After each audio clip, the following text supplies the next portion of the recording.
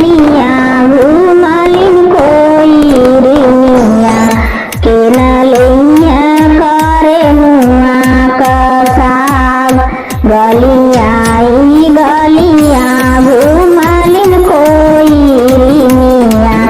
के नलिया करे मुआ का साग घर में से निसरलिन बेटी का चाची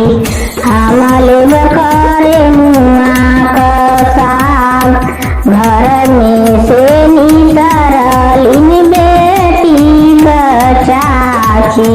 हमले करे मुआ का साग हमारी बिटियावा होए सदुल रही थी बिनु सागे कवरो नाले हमारी बिटियावा होए सदुल रही थी बिना